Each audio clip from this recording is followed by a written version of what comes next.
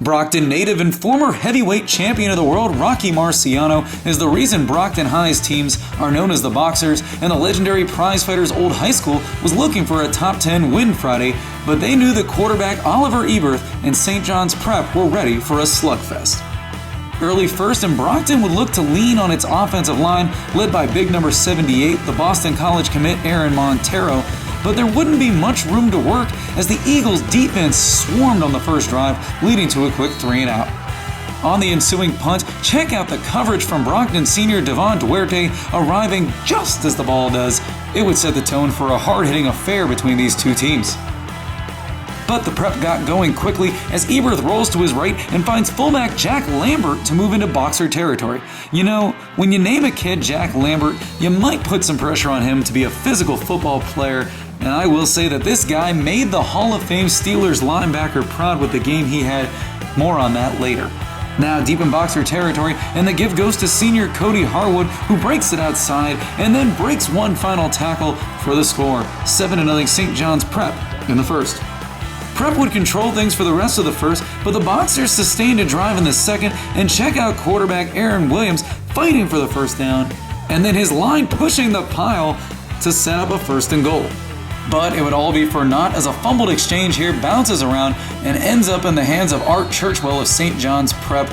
SJP still leads 7-0, and Brockton's promising drive goes for 0 points.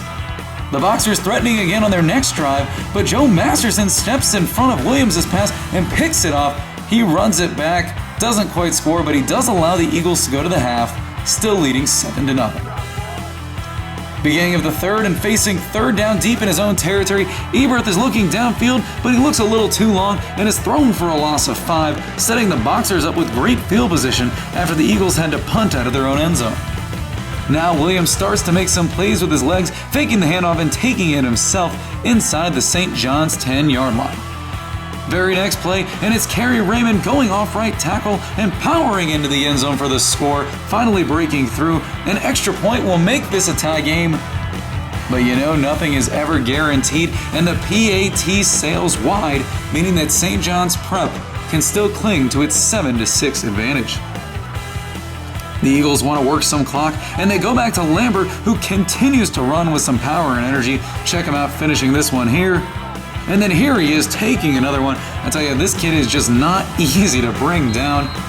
And then, you know, if they have to stack the box up to stop him running, why not toss it to him out of the backfield? This catch by Lambert sets the Eagles up inside the Boxer 30 with less than 3 minutes to play.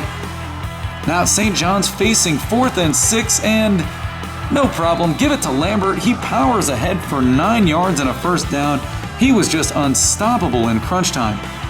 Moments later, Eberth goes play action and rolls against the grain to his left to find star tight end Jake Burt for a 6-yard score. You would think that would be all, but this one wasn't over until the final whistle. Brockton gets the ball back with under 90 seconds to play, and Williams creates time to chuck it deep. And there's some contact from St. John's. That leads to a pass interference call, and the Boxers are in business. Remember, it's still just a 1-score game.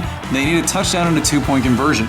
Next play, and Williams uses his legs again, scrambling for the 1st down, and perhaps more importantly, getting out of bounds. The Boxers have only 1 timeout remaining, and they'd sure like to hold on to it for now. But the next play, guess who? Lambert flies in and corrals Williams by his sleeve, and a swarm of St. John's defenders follow. Not only does Brockton lose yardage, but it has to burn its final timeout. Desperation mode for Brockton, and Aaron Williams tosses it up for Greg Augustine, and are you kidding me? He somehow comes down with the catch, putting the Boxers in scoring range with just seconds left to play. Then next play, the Boxers are looking for a double pass, but Churchwell is there to wrap him up too quickly, and time would expire before the Boxers can spike it, allowing St. John's Prep to escape with a 14-6 win in Brockton. After the game, first-year head coach and former NFL quarterback Brian St. Pierre discussed his stingy defense and the all-around play of Lambert. But they were the reason we're in this game, the defense. So tip my hat to all the kids, but defense played a lot of plays, and they made a play at the end when we needed him the most. He's a horse. He's just a big, tough, rugged kid. He's a football player. I'm glad we got him coming back next year. He's a two-way player for us.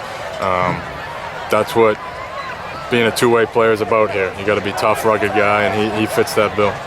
And so these teams played to a virtual stalemate for about 3.5 quarters, but in the end, it's St. John's Prep making just enough big plays to come out with a huge top 10 road win over the Brockton Boxers. And for St. John's Prep, that is now back-to-back weeks they've defeated a team ranked in the ESPN Boston statewide top 25. You get a feeling that the Eagles are starting to build a little bit of momentum under first-year coach Brian St. Pierre.